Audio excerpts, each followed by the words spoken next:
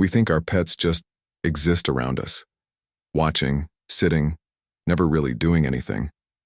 But in 1966, the CIA proved that assumption wrong.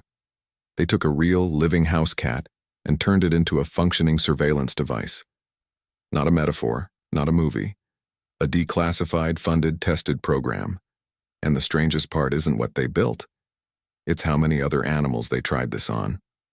Almost all of them failed in the exact same way, and you'll never look at your pet the same way again. Surgeons implanted a microphone directly inside its ear canal. A radio transmitter was placed at the base of its skull. A thin wire antenna ran along its spine, into its tail. It could now secretly record and transmit sound just by walking around. This took 5 years, and cost the equivalent of millions of dollars today, all for one single moment. The cat was released near the Soviet embassy, its first real mission. It never got the chance to prove anything. According to the most repeated account, a taxi hit the cat almost immediately. But here's the part almost nobody mentions. A former CIA officer later disputed that entire story. He claimed the cat was actually fine, and that the program was simply shut down. Even the CIA itself doesn't fully agree on how this story ends. What we do know for certain is this: the program was completely real, and it wasn't the only one. In the very same decade, the CIA tried something even stranger. Not an animal this time.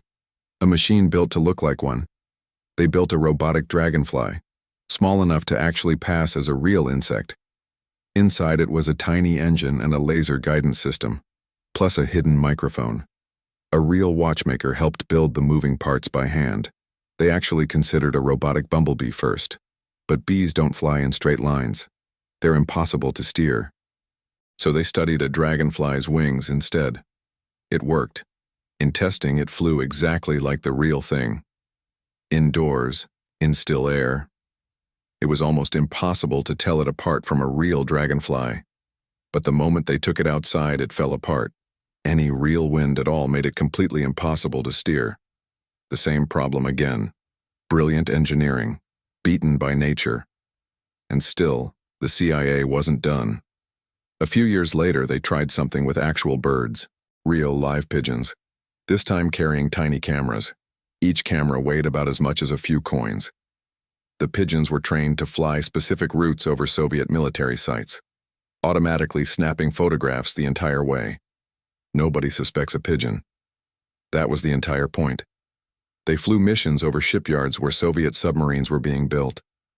To this day, the CIA has never revealed how many missions those pigeons flew. Not one number. Ever. Or exactly what those photographs showed.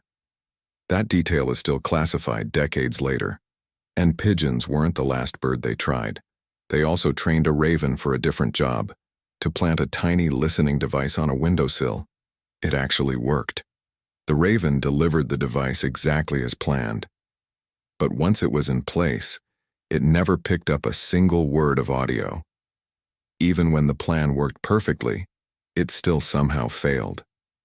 Around the same time, they even built a robotic catfish, designed to swim quietly near sensitive underwater locations.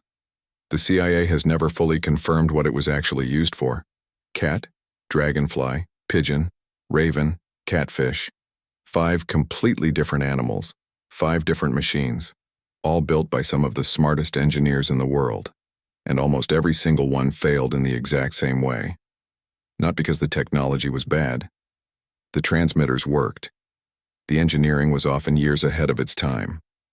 They failed because you cannot fully control a living, moving thing. A cat does what a cat wants. A pigeon flies where it flies. Nature never signed up for the mission. So here's the part actually worth sitting with. If a wired cat could walk past a crowd and nobody noticed, how would you ever actually know if it happened again? Modern tracking chips are smaller than anything the CIA had back then. Pet trackers, smart collars, even some toys already connect to the internet. Most of them are exactly what they say they are. But the technology to hide something inside one quietly already exists. Nobody's saying your dog is a secret agent. That's not the point. The point is simpler and a little stranger.